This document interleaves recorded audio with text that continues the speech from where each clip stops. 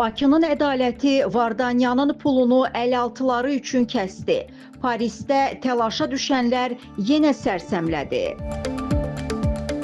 Ermənistan reallığından hələ də xəbərsiz olub qəflət yuxusundan ayılmayanlar var. Onlar hələ də 100 il əvvəl erməni etnik qrupunun beyninə yeridilmiş cəfəng düşüncə sisteminin reallaşacağına inanırlar. Belələrindən biri də Fransa Erməni Təşkilatları Koordinasiya Şurasıdır. Bu struktur Azərbaycana qarşı əsassız çıxışları ilə yadda qalıb. Şura fəaliyyəti ilə Ermənistan cəmiyyətindən çox Fransa hakimiyyətinin tapşırıqlarını icra edir. Rəsmi Parisin əlində alət olduğunu təsdiqləyir.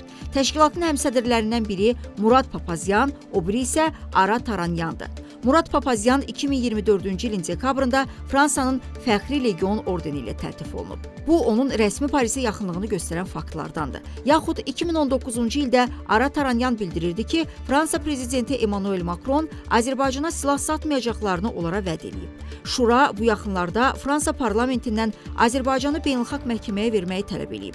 Bu qurumun Fransa hakimiyyətinin çubuğu ilə fəaliyyət göstərdiyini təsdiqləyən başqa bir hadisə isə martın 11-də baş verib. Fransa Erməni Təşkilatları Koordinasiyası Şurası növbəti illik şam yeməyini təşkil edib. Tədbirdə 450 ictimai-siyasi xadimin, Fransa hakimiyyətindən isə Daxili İşlər Naziri, deputatlar, senatorlar iştirak edib. Tədbirdə Azərbaycan və Türkiyəyə qarşı ənənəvi ittihamlar səsləndirilib, bu ölkələrin Zəngəzuru işğal eləmək istəklərindən, Bakıda hərbi cinayətlərdə təqsirli bilinərək saxlanılan ermənilərin azad olunması tələbi irəli sürülüb. Onlar çıxışlarında Azərbaycan rəhbərliyi barəsində soyqırımı, etnik təmizləmə və dövlət terrorizmində məsuliyyətə görə Beynəlxalq Cinayət Məhkəməsində araşdırmalara başlanılmasını, Azərbaycana silah satışına tam embargo qoyulmasını, yüksək vəzifəlilərin sərvətinin dondurulması, hətta Azərbaycanın Fransadakı səfirliyinin bağlanması və diplomatik heyətin qovulması tələbini irəli sürüblər. Qonaqlıqda Fransa rəsmiləri mən öz sağlamlığını və həyatını inamına görə təhlükəyə atan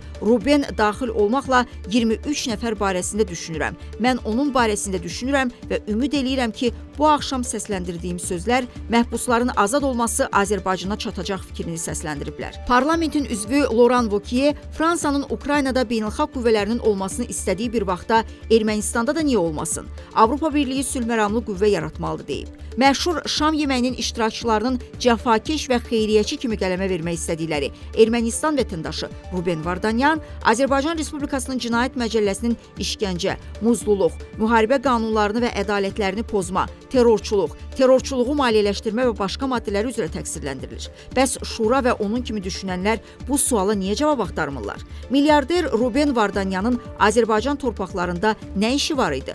Beynəlxalq Cinayət Məhkəməsi ilə Azərbaycana hədələyənlər başqa ölkənin torpaqlarında silahlı qruplaşmaları yaratmaq, terrorla məşğul olmaq və başqa bu kimi qanunsuz əməlləri unudurlar. Fikrimizcə, bu məsələdə korrupsiya şübhəsi də yox deyil.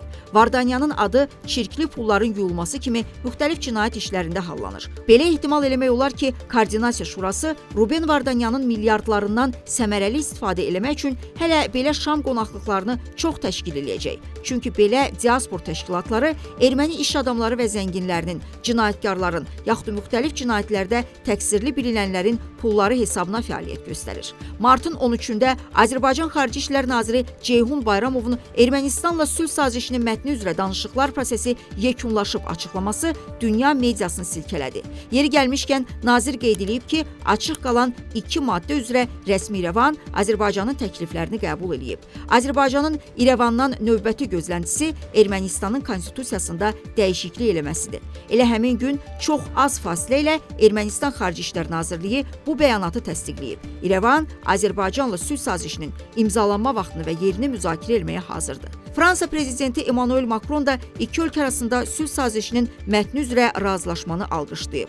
Qarabağ Ermənistandır. Dənizdən dənizə böyük Ermənistan kimi xülyalardan sonra erməni diasporu indi də Ruben Vardanyan yaxud Azərbaycana qarşı hərbi cinayətlərdə təqsirli bilinən 23 erməni ətrafında toplanıb. Anti-Azərbaycan, anti-Türkiyə təbliğatı kampaniyası aparır. Ermənistan cəmiyyəti kimi diasporası da ideyasız, hədəfsizdir. Sədrəddin İsmailov, Leyla Mehdi qızı, Report.